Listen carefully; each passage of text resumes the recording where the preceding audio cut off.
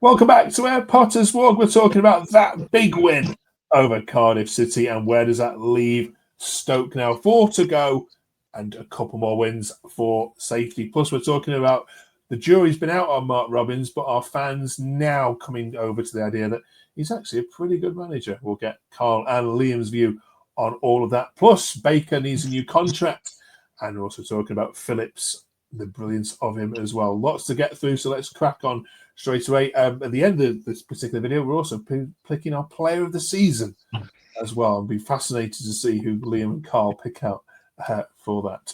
So stay tuned. Do drop us a quick subscribe and a like if you haven't yet done so across the 36 weeks we've been doing this. Let's jump into it. Liam,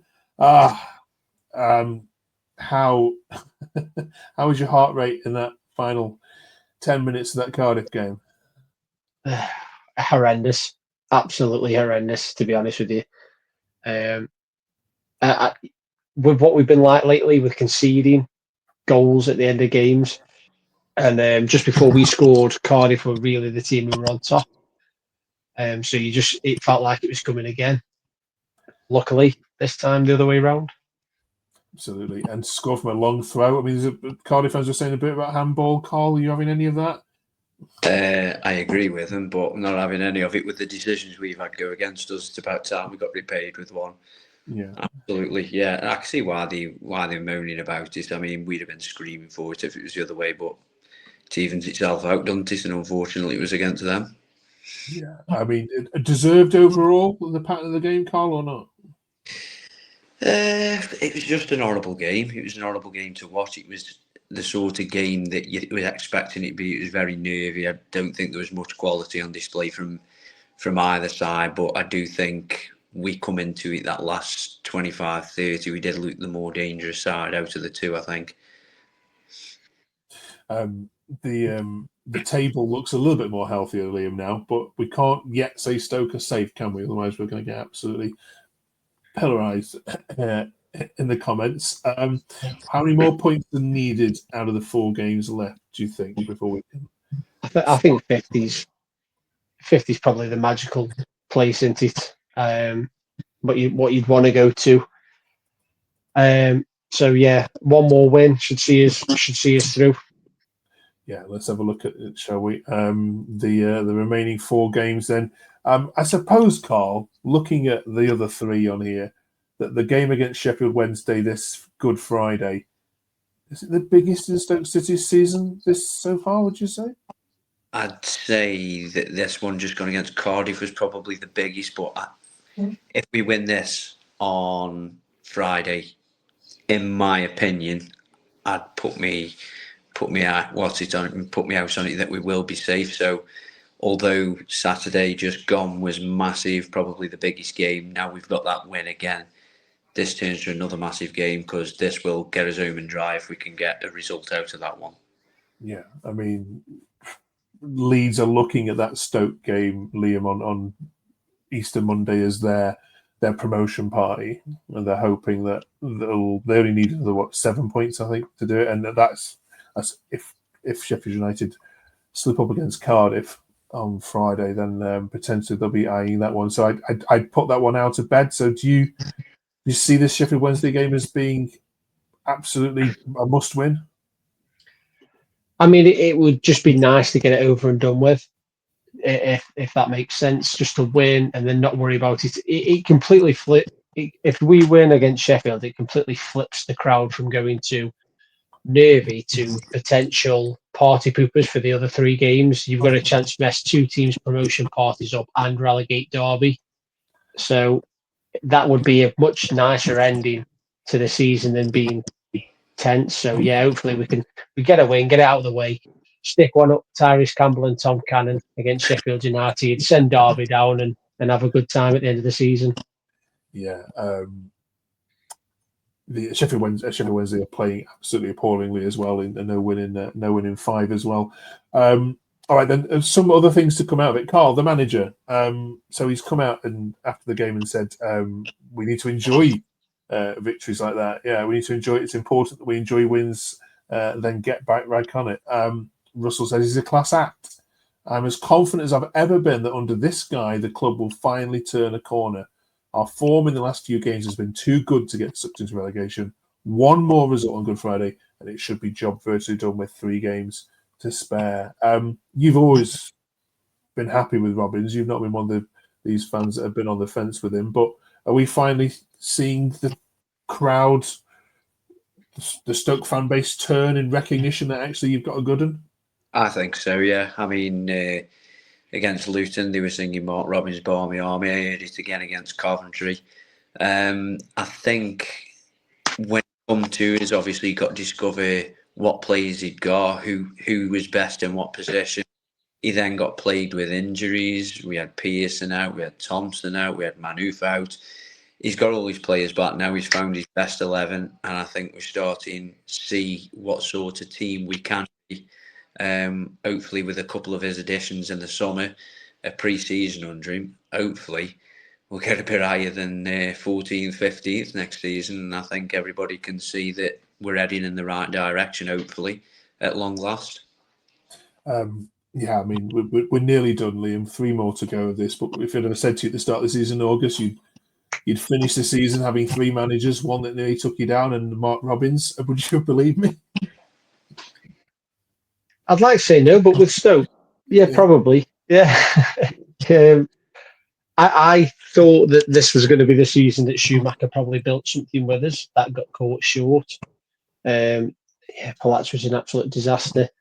And as I said the other week with Robins, he is just what you need in this kind of situation, especially is calm, steady, measured with what he says. He sees the game as a lot of people see the game. I think he'll call it out if he knows someone's not performing. I think he'll praise them when they are. All the players seem to have bought into it, and hopefully he just gets a little bit of time over the next 4 games where he can just take it in a bit, because it has been a bit live or die each result at the minute. So, like I say, I think he personally as well would like to just get it over with against Sheffield Wednesday, get 3 points. Our own form has been really good pretty much since he's come in, and he's made us quite hard to beat. So, yeah, he's doing a good job so far. Absolutely. Here to that. Stoke Cake 77 says the gaffer deserves more credit. We perhaps threw some points away last couple of games, but that isn't on the gaffer. That's players switching off. He deserves credit for the way he picks them up and gets them going again for the next game. He'll keep us up, and I'm optimistic for a top half finish next season. Any Stoke fan has to be happy with that. Surely, right, Carl. Let's say that he does keep you up then. With the right investments going forward, is this potentially now a top half finish? I don't want to get ahead of myself. I'm taking all this positivity, these Stoke City positivity of the Stoke fans. I'm trying to get used to this. What keeps popping up on the screen? It's not like us be positive, is it?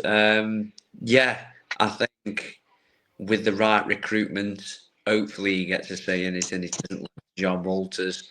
It can't be worse, surely. It surely can't be worse unless he goes on a 4-game unbeaten run at the start of next season and Walters thinks, this new Italian coach, I've heard he's good, I'll bring him in instead of, like what he did with Palak against Schumacher.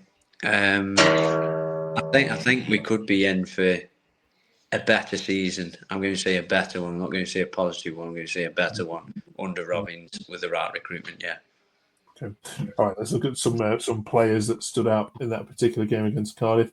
Luke here says, the love-hate relationship I have for this football club, that is massive. Ashley Phillips is effing unbelievable, by the way. If we stay up, we have to sign him. And there's another one here, Marcus says, Phillips permanent now. Right, Liam. Yeah, let's talk about Ashley Phillips. So when we first signed Ashley Phillips, I remember tweeting that he would become an instant starter and become our best centre-back because he was class for Plymouth.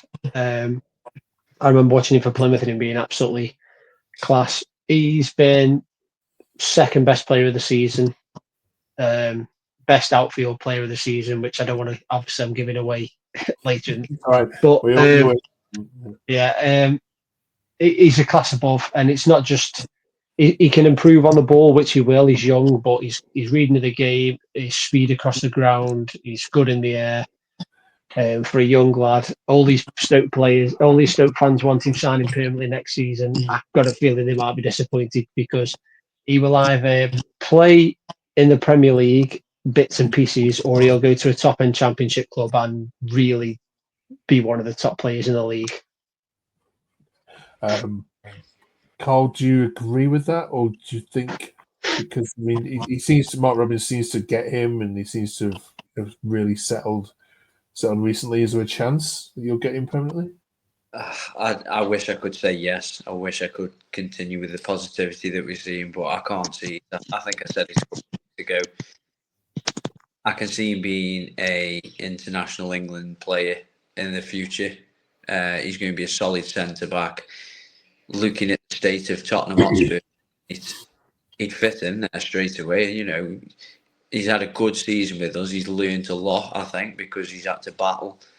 And I do think he'll be a Premier League player next season. I honestly do. And it should be Spurs, really. They should be looking at what they've got and using him.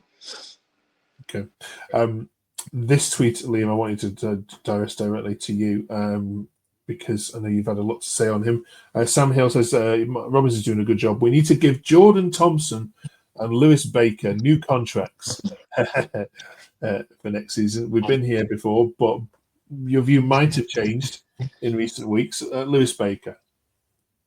So my view is that I cannot knock him in the slightest since he's come back from his loan spell. He has been, bar maybe one or two games, he has been probably consistently one of our better players. Goal threat, hard work, you name it, he's put it in. So, as I said when he came back, if we can get that Lewis Baker for 3/4 of a season, then I would happily get him to sign a contract. Somebody said to me at the ground the other day, maybe giving him the captain's armband was a mistake. Maybe it was, in all fairness. Maybe that's what kind of, it weighed too much on his shoulders. But in all honesty, I can fully admit when I am wrong. And since he's come back, he has been not fantastic, but he's shown up in pretty much every game and offered something in pretty much every game, to be fair to him. I'm glad to hear you say that, because I think there's lots of Stoke fans that would agree with you now, and also admit that they themselves were wrong. They said, "Why have we brought him back from Blackburn?" I think he was still Blackburn's. Yeah, was he a top goal scorer, even though he'd been to Blackburn away? Yeah, I think he's ours now. I think. Yeah. Right, and just on Thompson, Carl, just to finish that quote off, new contract for Jordan Thompson. Yeah, I would. Technically not the best player. Reminds me of a poor man. If he does listen to this isn't an insult, it's a compliment if anything. But reminds me of a poor man's Glenn Whelan. Never the best technical ability, but he's always there for mop up the mess. You can put him on, you can rely on him. He isn't going take men on, he isn't going score screamers, but you put him in the job, the midfield looks better for him, the defence looks better for him, he's a steady player, and I think you need players like that in the Championship. Okay, brilliant. Right then, that concludes all our chat on that particular topic. Sheffield Wednesday up next. We'll talk about that game and the Leeds result when we see you next time. But we need to ask you for your player of the season. This is going to be a very short conversation, I'd imagine, given that your monthly player of the seasons for most of the year have gone to the same player. But we'll ask you anyway. Carl? Yeah, I think pretty much 99% of Stoke fans will agree it's got to be Victor Johansson. Absolutely incredible. Had it not been for him, we'd have already been relegated without a doubt. You genuinely think that you would have been down without him? I honestly do. Some of the games he's kept us in, some of the saves he's made, he really has kept us up, and I've got no doubt in my mind, had we not had him in goal, not a dig at Jack Bonham, had we got somebody like Jack Bonham in goal, we'd have been gone. We would have been gone by now, 100%. Liam? Yeah, I think normally you find with player of the seasons that you get a bit of bias towards the end of the season, and sometimes it might change. But he was that good in the first third of the season that nobody will give you anybody else. I don't think. Like I said, Ashley Phillips for me is probably a close second, but in general, some of the saves he made that first third of the season, some of the big saves were.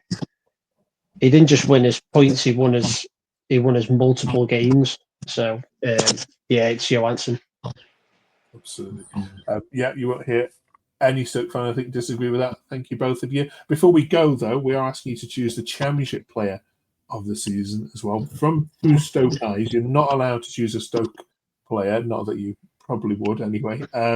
But from all the games that you've sat and watched, and both of you have been to all the home games, or near enough all of them, you've been to a number of aways as well. Who's been the one player that you've sat in a stadium or at home and thought, wow, I wish he played in a Stoke shirt? Carl? I'd have to say, when I watched him play, Josh Sargent for Norwich, I just thought he was a real handful. He was everywhere. He was a goal threat, and he looked dangerous. I think he's a very good young player, and if you got somebody like that up top, I know that is it. Bruce Sands, is it? Who plays up front for him as well? He's good, but just when I watched Josh Sargent, I thought he was a real handful, a good player. Okay, Liam. Well, my love for a centre back, Mark. But you're going to have to help me with the name because his name has completely slipped my mind. Norwich's centre back when he came down to Stoke against us. I can't think of his name. He's got quite a long name. It's centre. Oh God, not Duffy then. No, not Duffy. The other one, whoever the other one was. Right. Okay. But he was top class against us. He was. You're going to get me. Get me on this one. Cordoba. No. Might have been Cordoba. McConville. No. Yeah, it might have been Cordoba actually. Might have been. Yeah, but he was absolute. He was class, to be fair. So I'll try and remember his name if it was Cordoba or not. But whoever he was class. Good stuff. Right, this might be the summer that you spend money on a centre back. Who knows? We'll keep our. I don't think we've got any. I don't think we're allowed to spend anything. I know. Okay, right, okay. Selling players first. Right, Sheffield Wednesday, massive game. I think this coming up on Friday. Beat Sheffield Wednesday, and it is all done. 50 points. Put our split flops on the final 3 games. You don't want to go to Derby at all, do you? Needing anything from that game, that would just be, too nervous even for a neutral to watch. Right, thanks for joining us. And if you haven't yet subscribed, please do so. We've been delighted with your support over the season. Thank you so much for watching. We're nearly done. We can give these two a rest for 3 months talking about Stoke City. We'll see you in 7 days' time.